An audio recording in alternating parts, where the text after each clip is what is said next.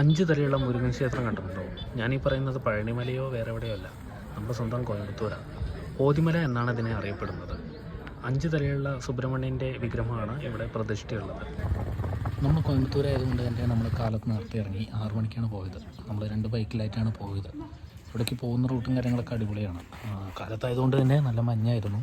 പിന്നെ ഈ അമ്പലം ഓപ്പണിംഗ് ടൈം എന്ന് പറയുന്നത് സാധാരണ തിങ്കളാഴ്ച, വെള്ളി, ശനി, ഞായർ ദിവസങ്ങളിലാണ് ഓപ്പണിങ്. ഇന്ന് പിന്നെ നമുക്ക് മാർഗഴി മാസം, തമിഴിലെ മാർഗഴി മാസം എന്ന് പറയുന്നത് ഇതിൽ സമയത്ത് ഇത് ഫുൾ ടൈം ഓപ്പൺ ആയിരിക്കും. എന്ന് വെച്ചാൽ നമ്മുടെ ധനു എന്ന് പറയില്ലേ, ഡിസംബർ, ജനുവരി, അപ്പോൾ ഫുള്ളായിട്ട് ഓപ്പൺ ആയിരിക്കും. ഓക്കെ, ഇനി ഈ മലയുടെ ചരിത്രം എന്താണെന്ന് നോക്കാം. പണ്ട് ബ്രഹ്മാവ് നമ്മുടെ കൈലാസത്തിലേക്ക് ശിവനെ കാണാൻ പോയതായിരുന്നു. അപ്പോൾ മുരുകൻ തടഞ്ഞു നിർത്തിയിട്ട് പ്രണവ മന്ത്ര എന്ന് പറയുന്നതിൻ്റെ അർത്ഥം എന്താണെന്ന് ചോദിച്ചു. അപ്പോൾ ബ്രഹ്മാവ് പറഞ്ഞു കൊടുത്തില്ല. സോ അങ്ങനെ ബ്രഹ്മാവിൻ്റെ മേലെ കോപം കൊണ്ട്, അതായത് ദേഷ്യം തോന്നിയ മുരുകൻ സ്വന്തമായിട്ട് സൃഷ്ടികൾ ഉണ്ടാക്കാൻ തുടങ്ങി. അതായത് ബ്രഹ്മാവിന് മാത്രമാണ് സൃഷ്ടികൾ ഉണ്ടാക്കാനുള്ള കഴിവുള്ളത്. സോ മനുഷ്യരൊഴികെയുള്ള ബാക്കി എല്ലാ സൃഷ്ടിയും ഉണ്ടാക്കിയിരിക്കുന്നത് പറയുന്നത് മുരുകനാണെന്നാണ് ഇതിൻ്റെ ചരിത്രം പറയുന്നത്. അപ്പോൾ മുരുകന് ബ്രഹ്മാവിനോട് ദേഷ്യം തോന്നിയിട്ട്, ബ്രഹ്മാവിന് 5 തലയാണല്ലോ ഉണ്ടായിരുന്നത്. അപ്പോൾ മുരുകനും സ്വന്തമായിട്ടൊരു 5 തല മുരുകൻ തന്നെ ക്രിയേറ്റ് ചെയ്തിട്ട് ഇവിടെ വന്നതാണ്.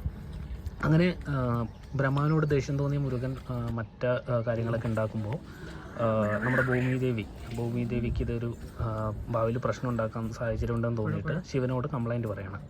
അപ്പോൾ ശിവൻ മുരുകനെ വിളിച്ചിട്ട് ഈ പ്രണവ മന്ത്രത്തിൻ്റെ അർത്ഥം ചോദിക്കുകയാണ്. അങ്ങനെ മുരുകൻ പ്രണവ മന്ത്രത്തിൻ്റെ അർത്ഥം ശിവന് പറഞ്ഞു കൊടുക്കുകയാണ്. അങ്ങനെ ആദ്യമായിട്ടാണ് ശിവൻ മറ്റൊരു കാര്യത്തിൻ്റെ, ഇപ്പോൾ വേറൊരു കാര്യത്തിൻ്റെ നോളേജ് തൻ്റെ മോൻ വഴി അറിയുന്നത്. അതായത് ഒരച്ഛൻ മകൻ വഴി അറിയുന്നതാണ് ഈ പ്രണവ മന്ത്രത്തിൻ്റെ മീനിങ്. അങ്ങനെ ശിവൻ അനുഗ്രഹിച്ചിട്ട് ഇവിടെ കൊണ്ടുവന്നിട്ട് ഇരുമ്പറൈ എന്ന് പറയുന്ന സ്ഥലത്ത് കൊണ്ടുവന്നിട്ട് ഈ മലയുടെ മേലെ പ്രതിഷ്ഠിച്ചാണ്. ഈ മലയ്ക്ക് വേറൊരു പ്രത്യേകത കൂടിയുണ്ട്. എന്താണെന്ന് വെച്ച് കഴിഞ്ഞാൽ 1800 സ്റ്റെപ്പാണ് ഈ മലയിലുള്ളത്. 1808 സ്റ്റെപ്പാണ് ഈ മലയിലുള്ളത്. 1800 സ്റ്റെപ്പാണ് ഈ മലയിൽ മനുഷ്യനിർമ്മിതമായിട്ടുള്ളത്. ബാക്കിയുള്ള 8 സ്റ്റെപ്പ് എന്ന് പറയുന്നത് മുരുകൻ തന്നെ നിർമ്മിച്ചാണെന്നാണ് പറയുന്നത്. അതാണ് ഈ മലയുടെ ഐതിഹ്യം. നമ്മൾ ഈ സ്റ്റെപ്സ് ഫുള്ള് ആ കല്ലുകൊണ്ടാണ് നിർമ്മിച്ചിരിക്കുന്നത്. അതുകൊണ്ട് തന്നെ ഭയങ്കര വഴുക്കലായിരിക്കും മഴ കാര്യങ്ങളൊക്കെ പെയ്ത് കഴിഞ്ഞാൽ. അപ്പോൾ ഈ കല്ലിൽ കൊത്തിടുന്ന പണി ചെയ്യുന്നത് ഇവിടുത്തെ ഒരു സ്വാമി തന്നെയാണ്. ആ സ്വാമിയാണ് ഇതാ കാണുന്നത്. മൂപ്പനാണ് ഇതിൽ ഫുള്ളായിട്ട് കൊത്തിടുന്നത്. അപ്പോൾ നമ്മൾ ആൾക്കാർക്ക്, വയസ്സായവർക്കും എല്ലാവർക്കും വഴുക്കാതെ നടക്കാൻ പറ്റും. പിന്നെ ഈ പണി ചെയ്തതിന് ഈ സ്വാമി ഒരു 5 രൂപ പോലും വാങ്ങിയിട്ടില്ല എന്നുള്ളതാണ് സത്യം. കാരണം ഒരു കൂലിയും ഇല്ലാതെയാണ് ഈ സ്വാമി ഈ കൊത്ത് മുഴുവൻ ചെയ്തിരിക്കുന്നത്.